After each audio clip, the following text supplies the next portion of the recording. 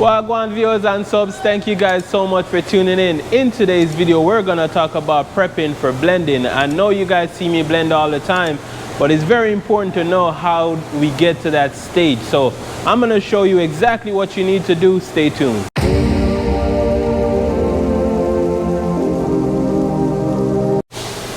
Now let's take a look, guys. What we're about to do here is blend this rear door because the fender here does not match. So we're gonna blend into the door.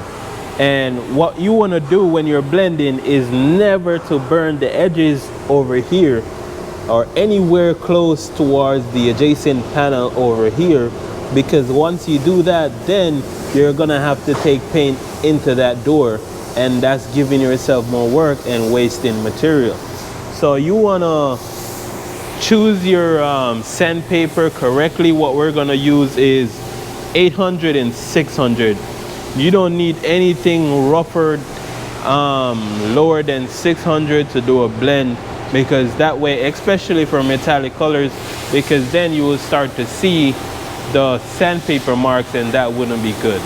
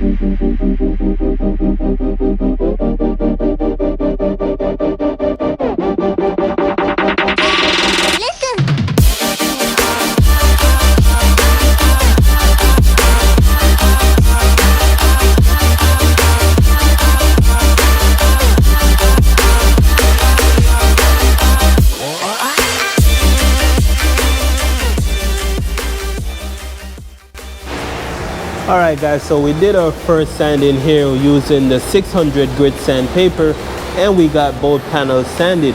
Notice on the edge of my body lines, I didn't really sand them so they're still shine, because I don't want to sand it with the sandpaper on the DA, because it's gonna eventually burn the edge, and that's what I do not want. Now let's look at something here. As I was sanding the door, I noticed that there's some chips on the door. Right now, do I fix those or do I just paint over them? What you got to understand is that when you're doing a blend, it's not to fix anything on that panel, it's just to make sure that the paint match. Now, because this damage is so close to here and it's not far out of our way to do a blend, then we can go ahead and say, okay, let's just put some filler in there to make it look better. Now we're just gonna go ahead and use some 800 grit scuff pad, the gray scuff pad, and get our edges scuffed up.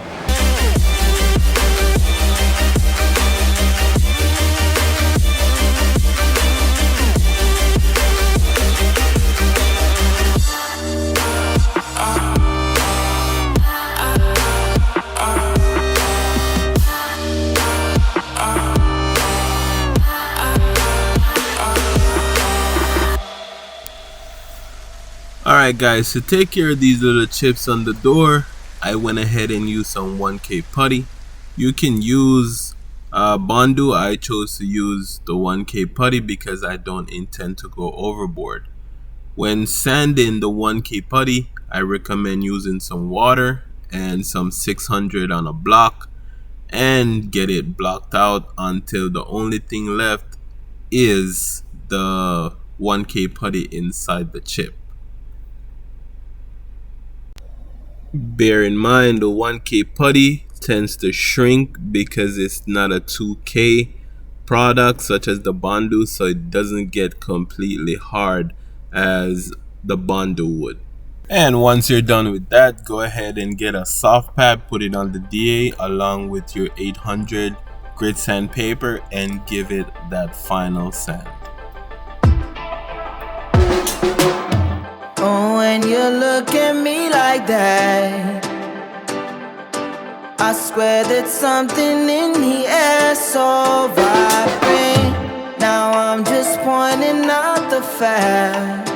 Hey, won't you tell me how you feel? Hey, you keep looking at me, looking at you, feeling so deep, gonna catch an overload. Looking at me, looking at you, babe. I've been looking at you all day. Looking so good, looking at me, making me feel like I do it all for you. Looking so good, looking at you, babe. Hey, I think I'm into you. You make me wanna put my roots down. We'll never fly unless we try. Unless we try. Wanna get it close with you. You make me wanna put my roots down. We'll never fly unless we try. Unless we try. Oh, when you smile at me like that. Hey, I swear that. And just like that, guys, we have successfully sanded and prepped our panel for a blend to make sure that our color match.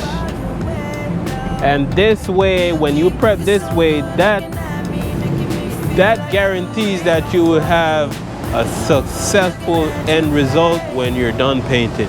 Until next time, I'll see you on the next one.